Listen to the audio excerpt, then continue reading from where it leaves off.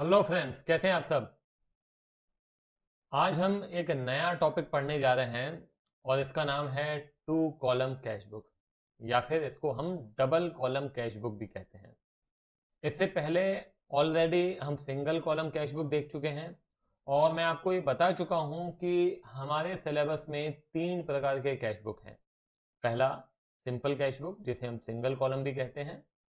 Second is जो आज हम शुरू करेंगे दैट इज टू कॉलम या फिर डबल कॉलम कैश बुक।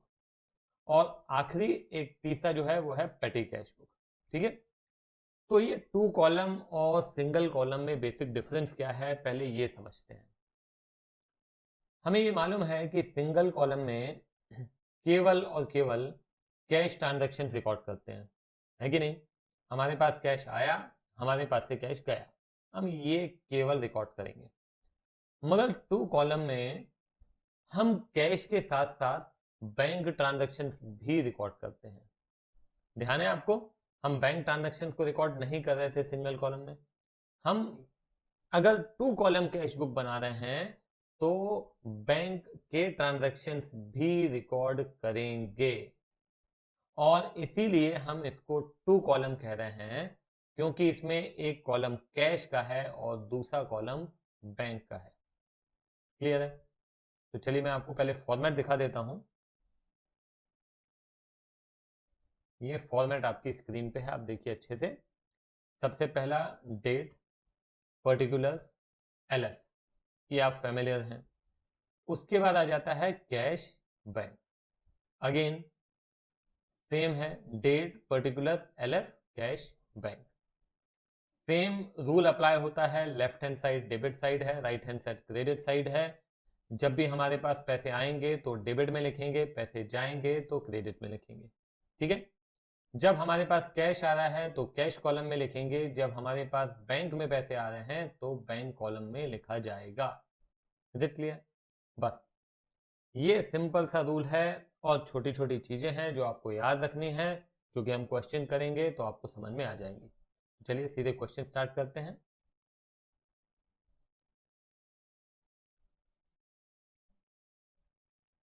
ये क्वेश्चन आपके सामने है, चलो देखते हैं क्या कहता है क्वेश्चन।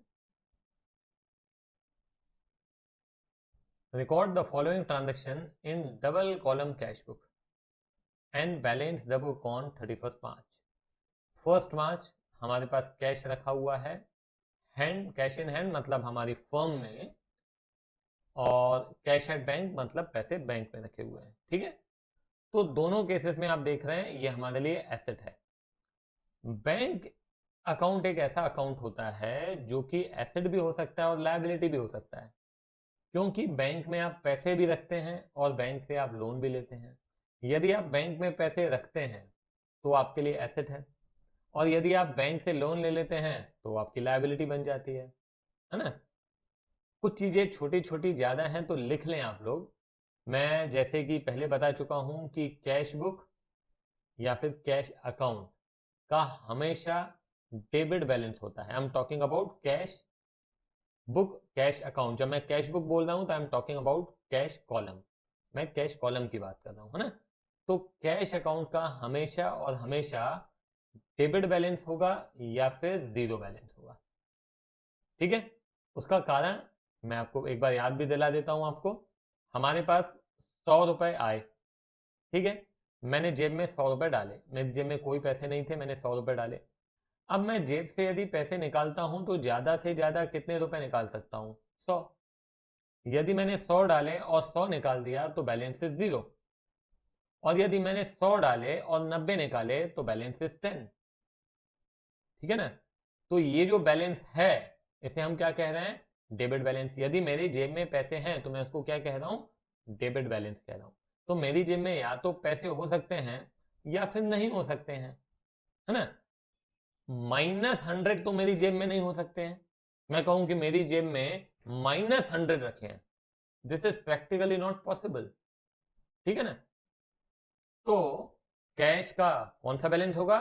हमेशा या तो डेबिट होगा या तो जीरो होगा।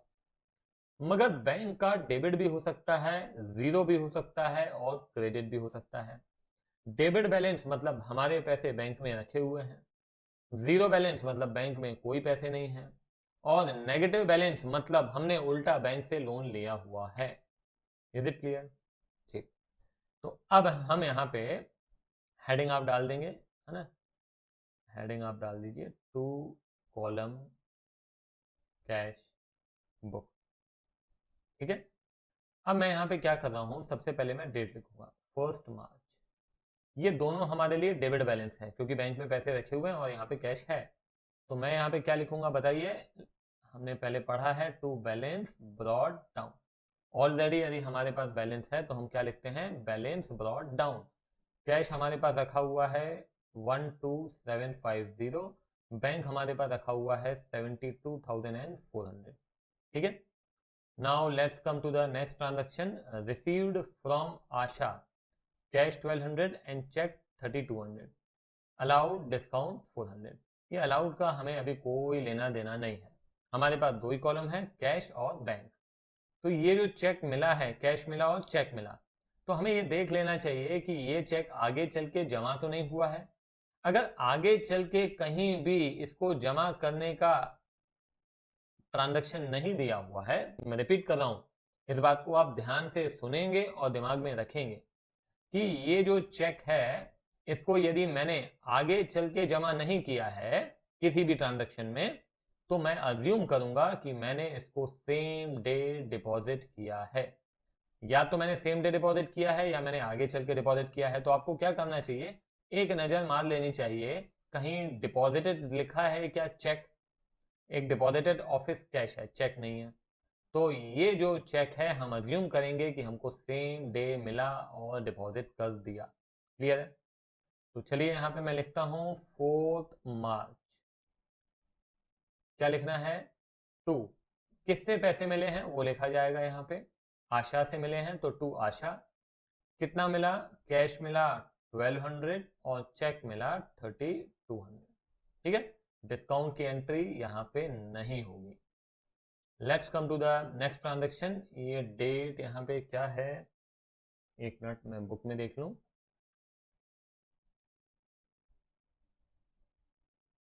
ये है 7 मार्च। 7 मार्च को paid salary to staff by cheque. तो यहाँ पे आपके पास से पैसे जा रहे हैं तो मैं लिखता हूँ 7 मार्च। पैसे कहाँ जा रहे हैं, ध्यान रखिएगा, सैलरी में जा रहे हैं, स्टाफ नहीं लिखेंगे। हम ऑलरेडी इसके ऊपर बहुत चर्चा कर चुके हैं, तो मैं लिखूंगा बाय सैलरी। अब पैसे आपके कैश में जा रहे हैं कि चेक से जा रहे हैं, चेक से जा रहे हैं, तो मतलब बैंक से पैसे जाएंगे। तो ये मैंने लिख दिया 25,600। क्लियर है, done. Withdrawn cash from bank for office use, this is important transaction. This is important transaction, ये आपको याद रखना है बेटा। इस तरह के ट्रांजेक्शन्स में स्टूडेंट्स गलती करते हैं और ये बार बार करेंगे हम। ठीक है, इसको समझना बहुत जरूरी है, ध्यान से सुनिए। विड्रॉन कैश फ्रॉम बैंक, हमारे पास कैश आ रहा है, ध्यान से सुनिएगा। विड्रॉन कैश फ्रॉम बैंक मतलब आप बैंक गए और बैंक से पैसे ले आए, तो हमारे पास कैश आया, हमारे पास कैश आया और बैंक में पैसे कम हो गए। मतलब बैंक से पैसे जा रहे हैं, हमारे पास आ रहे हैं। रिपीट कर रहा हूं, बैंक से पैसे जा रहे हैं, हमारे पास आ रहे हैं। तो ये एक ट्रांजैक्शन के अंदर दो ट्रांजैक्शन हो गए, एक कैश का ट्रांजैक्शन, दूसरा बैंक का ट्रांजैक्शन। हाँ या ना, कैश आ रहा है, बैंक से जा रहा है। हम अभी तक क्या करते आ रहे हैं, ध्यान दीजिएगा। हमारे पास यदि आता है तो हम डेबिट साइड लिखते हैं, हमारे पास से जाता है तो हम क्रेडिट साइड लिखते हैं। ठीक है, यहां पे कैश तो आ रहा है मगर बैंक से जा रहा है, तो इस एंट्री को हम कहते हैं कॉन्ट्रा एंट्री। क्या कहते हैं, कॉन्ट्रा एंट्री। मतलब इसका डुअल इफेक्ट है, कैश भी और बैंक भी। Is it clear? So what we have to do, you have to pay attention. एक तरफ बढ़ रहा है, दूसरी तरफ कम हो रहा है, और ये वाइसा वर्सा भी हो सकता है ना। ये बैंक में बढ़ सकता है, कैश कम हो सकता है, वो भी क्या होगी, कॉन्ट्रा एंट्री। कॉन्ट्रा एंट्री में किसको बोल रहा हूं, ध्यान से सुनिए। कुछ स्टूडेंट्स को यहाँ पे कंफ्यूजन होता है। कॉन्ट्रा एंट्री मतलब हमारे पास एक तरफ पैसे आ रहे हैं और दूसरी तरफ जा रहे हैं, या तो कैश आ रहा है बैंक कम हो रहा है, या बैंक आ रहा है कैश कम हो रहा है। इस तरह की एंट्री को हम कॉन्ट्रा एंट्री कहेंगे। कुछ स्टूडेंट्स को लगता है कि ऐसा ट्रांजैक्शन जिसमें कैश और बैंक दोनों हैं वो कॉन्ट्रा एंट्री है। वो कॉन्ट्रा एंट्री हो सकती है मगर जरूरी नहीं है। सुनिएगा, कैश भी आ रहा है बैंक भी आ रहा है, this is not Contra entry. वो तो हम ऑलरेडी देख चुके हैं। अब देखो, आशा से हमको चेक भी मिला कैश भी मिला, this is not Contra entry. Contra entry मतलब एक बढ़ रहा है दूसरा कम हो रहा है। ठीक है, तो अब क्या करना है देखो अच्छे से, बहुत अच्छे से। यहां पे मैं कह रहा हूं कि मेरे पास कैश आ रहा है, ठीक है, हमने कैश बैंक से निकाल लिया तो कैश आ रहा है। तो मैं क्या करूंगा, 9 मार्च को यहां पे लिखूंगा मेरे पास पैसे आ रहे हैं। कहां से आ रहे हैं, बैंक से आ रहे हैं। ये मैंने लिख दिया टू बैंक, क्योंकि पर्टिकुलर्स में क्या लिखते हैं, पैसे कहां से आए, तो बैंक से आए। कितने आए, कितने आए, तो ये आए हैं 21,900। ठीक है, एक तरफ आए, दूसरी तरफ में क्या बोलूंगा, 9 मार्च को यहां पे भी रिकॉर्ड करना पड़ेगा। तो ये अब पैसे हमारे पास से, ध्यान रखिएगा, बैंक से पैसे जा रहे हैं, बैंक से पैसे जा रहे हैं। कितने जा रहे हैं, 21,900। कहां गए, अरे वो कैश लेके गए हैं, कैश लेके गए हैं, तो हम यहां लिखेंगे बाय कैश। रिपीट कर रहा हूं, ध्यान से सुनो, मैं इतना एम्फोसिस इसलिए दे रहा हूं क्योंकि ये क्लियर होना जरूरी है। एक तरफ पैसे आ रहे हैं दूसरी तरफ जा रहे हैं, तो हमने यहाँ पे क्या लिखा, डेट, कब आ रहे हैं, कहां से आ रहे हैं, कितने आ रहे हैं, कब जा रहे हैं, कहां जा रहे हैं, कितने जा रहे हैं। ये सारी चीजें हमको यहाँ पे मिलनी चाहिए। ठीक है, इसी को हम कह रहे हैं कॉन्ट्रा एंट्री। अब हम क्या करेंगे, जब कभी भी कॉन्ट्रा एंट्री करेंगे तो उस ट्रांजैक्शन को रिकॉर्ड करने के बाद ये एलएफ वाले कॉलम में आप कैपिटल सी लिखेंगे। क्या लिखेंगे, कैपिटल सी। ठीक है, क्लियर है ये, ठीक है। फिर कॉन्ट्रा एंट्री आएगी तो देख लेंगे, आपको और अच्छे से क्लियर हो जाएगा। अगर थोड़ा भी डाउट है पीछे ले जाके लेक्चर फिर से देखें, मगर क्लियर जरूर करो इसको, कॉन्ट्रा एंट्री को। Here we have to write capital C not small C, ठीक है, ये रूल है। अब उसके बाद ये 2 मार्च नहीं होगा, ये होगा 12 March. This is 12 March. Interest paid by bank on bank balance. तो हम यहाँ पे अब क्या करेंगे, पैसे हमारे पास से जा रहे हैं, तो 12 मार्च। ठीक है, अच्छा बैंक पैसे दे रहा है, एक second, just a sec, just a sec. हाँ, यहाँ पे क्या हो रहा है, मार्च 12 में आप देख सकते हैं interest paid by bank, bank हमको पैसे दे रहा है।